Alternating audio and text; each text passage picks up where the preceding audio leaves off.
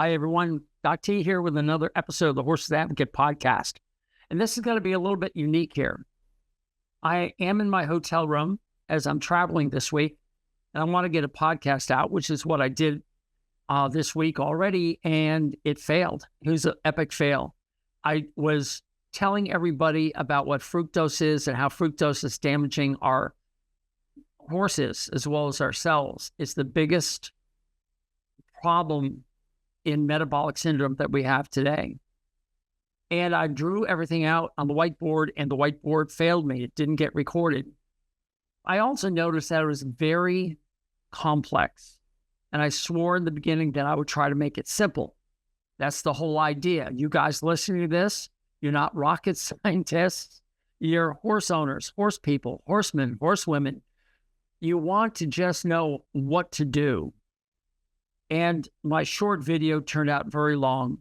So I'm scrubbing it and I'm starting over and I'm trying to make it very short. But before I go there, there was something else that happened. This week and last week, I met two young people, both who say they want to go to vet school. This one person, I asked, why? Why do you want to become a horse vet?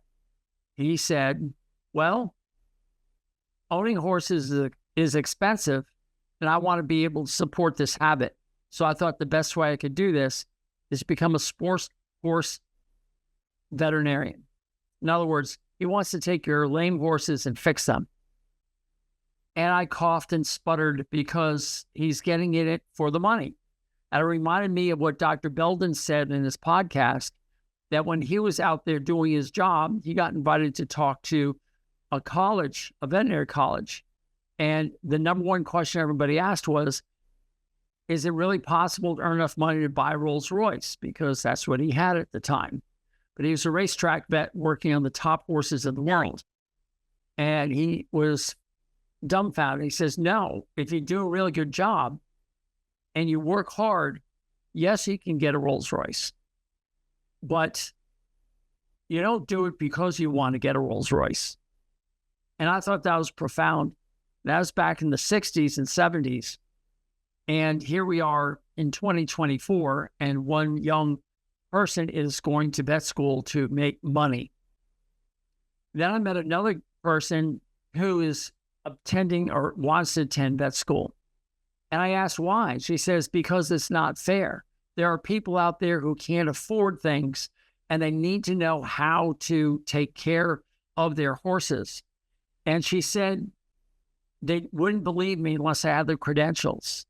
And we both laughed because that's what I had said back in 1980 when I was trying to get into vet school. And I said, nobody would believe me unless I had the degree. And I'm here now trying to help people learn about their horses.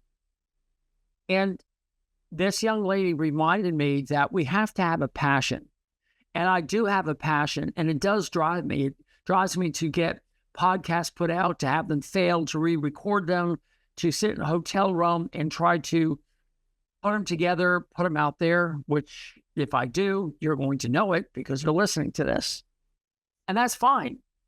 We all need a passion. Passion is what gets us from this point right now to the day you die. It's got to be passion. And if you don't have any passion in what you want to do, then stop doing it. Find something that is passionate. Find something that drives you out of bed. So when the alarm goes off or the sun comes through your window, whatever it is that gets you up, you swing your feet out of the bed, you stand up, and you move forward. And you try to do at least one thing today that's going to get you closer to that. That's what I do every day. Here I am in my 7th decade of life, and I'm still getting my feet on the ground and moving forward. And that's my goal. That's my plan. That's my passion. That's my promise to all of you listening to these podcasts, is to bring you information to help you understand horses better. And I realize that I have to really back up a little bit. And why I say this is, this whole thing about fructose is complicated, but more importantly, it's new. And when it's new, we can all bogged down. We try to grab on to things to understand it, and then we let go and we can't remember what was done. So it's a decision I'm making now that over the next several podcasts, there may not be one in any order. It may be, this could be part one, and there could be several parts, and they'll be interspersed over the next month or two. But when I found out how destructive fructose can be, the sugar, fructose, to ourselves and to our horses and to all animals, that was the biggest wake-up call. And over the past several weeks, I've been rehearsing this, talking to people, starting from point A and drawing them through to the end.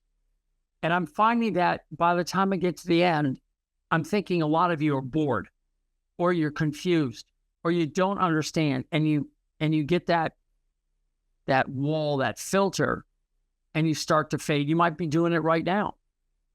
So let me start with the juiciest part, and then get you guys excited about learning about fructose, because there's not one person out there that I know of in the horse world that's talking about this. I go to a lot of vet conferences. I listen for it. I'm reading the journals, the magazines. I'm not seeing it, but then again, I'm still busy doing other things. So right away, if there's anybody out there who's heard anything about this in horses, I want to know about it. But here's the bomb. Here's the point that stopped me in my tracks and said, oh my gosh, here's the root cause of all our problems. You and I, our horses, and every animal that they've looked into can make fructose. That is a bombshell. And when you think about it, you're going to say, "What? Wait, I thought only fruit made fructose." So now that I've given you that piece of information, hopefully I've sparked something.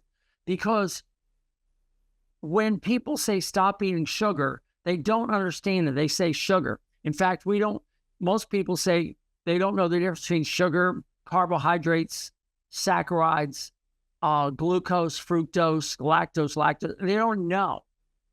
And it's really hard because I want to walk you through all of it. And that's what I want to do for the next several podcasts. But today's podcast is simply put that your horse can produce fructose. And fructose does so many things, but fructose, by far and away, is there to help the horse survive in times of low food. So in essence, the more fructose you eat, the following things happen. We get increased body fat. We get decreased metabolic rate, decreased mitochondrial efficiency. And that's too big or too complex for you to understand. Let's put it this way. The engine in the car isn't as powerful. It starts to run out of fuel. That's what fructose does to our cells. It also increases blood pressure. And there's a survival mechanism, a reason for that. And that is to get the horse, and when I say horse, it really is humans, lab animals, and all the other animals they've looked at. No one's really looked at the horse. I'm just putting the word horse in there because you guys are horse people. And you have to understand that some of the things here that I say, you'll recognize as being in your horses. But one thing we don't measure is blood pressure. Nobody does. But it increases blood pressure in humans to the point that they have high blood pressure. And by removing all fructose from the diet and the causes of fructose production, we can lower blood pressure in humans. They've done it. It also creates low-grade inflammation. That's important because when times get tough, you want your immune system ready to roll. So this low-grade infection basically primes the pump. So we have that. And we all know that horses and certainly people that have extra fat on them, body fat, that are in the obesity range, they have chronic inflammation. And so when something comes along like COVID or any other disease, they have less ability to fight it because the low-grade inflammation is overwhelmed. It overwhelms the whole system. But low-grade inflammation is part of the process. So fructose is broken down into a product called uric acid. And I'll get into this in future podcasts, I promise you. I just want you to get the overall thought that when you feed fructose, you will create uric acid. And it's uric acid that develops all these problems that we've got. In addition, it starts what's called the foraging behavior. And that's really critical. It causes horses to migrate. It causes some animals to go into hibernation.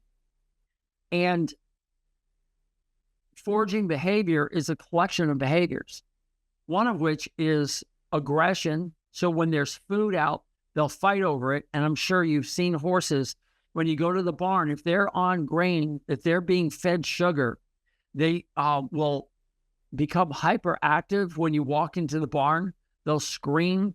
They'll slam their hooves against the stall door to make a racket. They will even attack other horses over a wall, knowing that they can't get to them, but they'll still be ugly toward them. This is all driven by uric acid, which is the foraging behavior. It also diminishes fear, or in other words, it increases risk behavior. And this allows an animal to move around to a new territory they're not familiar with and take the risk because the reward of getting food is really good. Uric acid also has been known to decrease the ability to remember things. So that helps us go around the corner, be brave, and forget the fact that the last time we did it, we got attacked. So this is what foraging behavior does. I'll give you a better example. Every one of you listening to this has at one point gotten up out of bed in the middle of the night and gone to the kitchen and gotten food. That movement of waking you up, driving you out to the kitchen is foraging behavior. You forget that you're on a diet. You forget the promise you made to yourself and to others not to eat these things. And you go ahead and eat it. In the morning, you remember because you're satiated and you feel bad. You also take the risk of maybe being caught in the kitchen when you know your friends and spouse and whatever are going to say, hey, you're not supposed to be in the kitchen. I thought you were on a diet. So you risk that exposure. You also know that there's only one serving of that pizza left and you don't care. You're going to eat it. And even though you promised it to your friend, you know, that kind of behavior is all driven by uric acid production. That comes from fructose. So before I sign out and move on and leave you with just this information, I want to tell you the two basic things, and I'll go over this again in another podcast. The first thing is fructose is in every plant. It is in a free form. So when you soak hay, you're soaking the fructose out, which is good. It is also in something called fructans, which is how plants store fructose, and that's the green grass of spring. Also, glucose doesn't taste sweet. Fructose does taste sweet. And they can combine together on a 1-to-1 ratio. If you're not familiar with 1-to-1 ratios, it means that when you take a scoop of white sugar out of the sugar bowl on your table, that's called sucrose. And half of it, 50%, is glucose. And the other half, 50%, is fructose. And that's what makes it so sweet. So that's in plants, and soaking the hay will help get that out. You can't get the starch out. Starch is bound in there. We're not worried about starch right now. We want to decrease the amount of fructose that's getting into the body. But as I stated in the beginning, the bombshell, the thing that you want to grab onto and say, whoa, what? What did he say?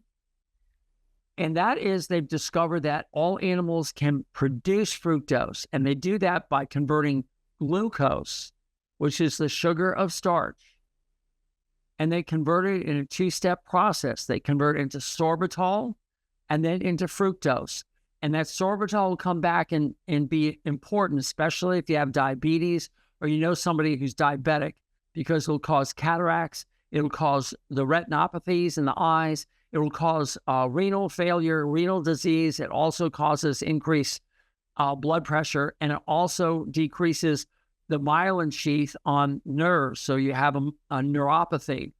And these are all the hallmarks of diabetics. And that's because they convert glucose into sorbitol, and they cannot go to the next step of producing fructose. So what causes these animals to convert glucose into fructose? There are four things. I will describe these in detail, but I'll just list them here. Number one, a low oxygen environment. So you guys who sit at a computer all the time and you don't do deep breathing exercises, you'll have low oxygen. So do your deep breathing. That's what exercise does. It helps exchange the oxygen and the carbon dioxide and increases oxygen. That's one of the reasons why you don't gain weight if you exercise. Two, dehydration. If you're adding salt to your horse feed, stop. If you eat salted French fries because they're hot and they taste so darn good, and then at some point you shoved all these French fries in your mouth and you go and you grab the big Slurpee of whatever it is that you're drinking, it's too late. That glucose from the potato will be converted into fructose before you can satisfy your thirst. So if you're thirsty and you have salt, if you're dehydrated because you're thirsty, you're triggering glucose to convert into fructose. So dehydration causes that. Third, umami foods. And you might roll this tape back and say, what did he say? It's called umami. Though there are four taste buds, one of them are umamis, which are the savory flavors. And interestingly, in humans, it's the shellfish, it's the red meat that will cause it. That's why so many people say don't eat red meat. But if you're aware of what you're doing, you can have a little bit of red meat. It's not going to kill you. You can even have red meat every day as long as you know what's happening and you manage that. But the umami foods are also including in yeast. And how many horse foods have yeast added? All those things that you see down the bottom of the tag, the feed tag, that are all yeast that are in there. Even the word brewer's yeast. These yeasts will cause increased uric acid production because it's converting glucose into fructose. Beer, sorry to say, you guys who drink beer, it's loaded with yeast and alcohol because that's broken down, you get sugar. And so you have more glucose being added, plus you have the yeast. And that's why beer creates the beer belly. You're adding so much fat, which goes into fatty liver. And then the fourth one, and this is the most important, is whenever you eat high glycemic foods. Glycemic foods just means glucose has a value of 100, and then every food is compared to that. So you look at potatoes, you look at rice, you look at crackers, cookies, anything that's got glucose in it, anything that's got sugar can trigger this high glycemic range, which will trigger the glucose to becoming fructose. So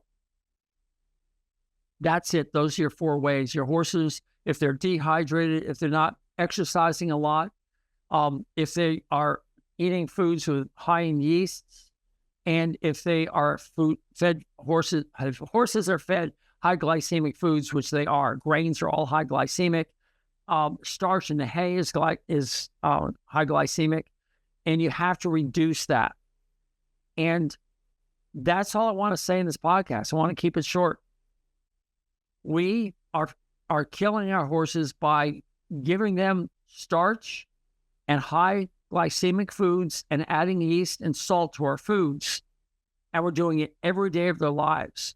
If we only did it in the late summer into autumn, so they're prepared, they're getting fatter, so they can survive winter, fine. then back off and say, look, there's no more hay anymore, which is last summer's grass. Or you're soaking the heck out of it so you got all the sugars out, and you're not feeding grain. Then this horse is not going to convert glucose into fructose. So now you got a horse that's got low uric acid, and the horse is allowed to lose body fat, which is what happens in the winter coming into spring, and then they start getting fat again. So you have this ebb and flow. Fine. The whole system's working great. Insulin resistance is happening on a moment-by-moment basis in all the cells, and we're all happy. But the problem is we are feeding ourselves and our horses the same food every day of the year, and we're not listening to nature. Our bodies have been programmed to go with the ebb and flow of food availability, and we're just dumping scoopfuls of grain and flakes of hay into our horses' stalls every day, twice a day, 3 times a day, 365 days a year. And that's what's killing them. If you want to feed grain, I can't stop you, but just consider stop feeding grain from, early winter all the way to late spring. Let these guys lose a little body fat. That ebb and flow is going to help. It's because of fructose and the damage fructose does when given every day of the year. And the uric acid is produced, and all the misbehaviors, and all the excess fat, and all the diseases that we're getting. It's because we are telling our horses to make more fructose than they're actually eating. That's the secret, folks. So I'm going to sign off. It's a pretty short podcast. I hope that I become very redundant to the point where you say, oh, I've heard that before. That means you're getting it. That means you can turn around and start telling other people. And you can say, I heard it first. I heard it here in August of 2024, long before the magazines and everyone else started talking about it. Okay, that's it. I'm going to leave you now. I hope you enjoyed this one, and I'll talk to you later. Bye. Hey, everyone. Doc T here. Thank you for listening to my content. Would you do me a huge favor? Would you please subscribe, comment, like, thumbs up, and give a star review? However it's presented to you, I want you to do that. There's 2 reasons. The first, of course, is to improve this product. This way I know what you like, what you don't like, what I can improve upon, what topics you want me to cover. But more importantly, it's also going to help others find me. And by doing that, you are now engaged in this mission of helping horses thrive in a human world. By you helping, we can reach others. And that I would be so grateful for. And remember, go to thehorsesadvocate.com for updates on this information. Thehorsesadvocate.com. And again, thank you so much for being here. Doc T out.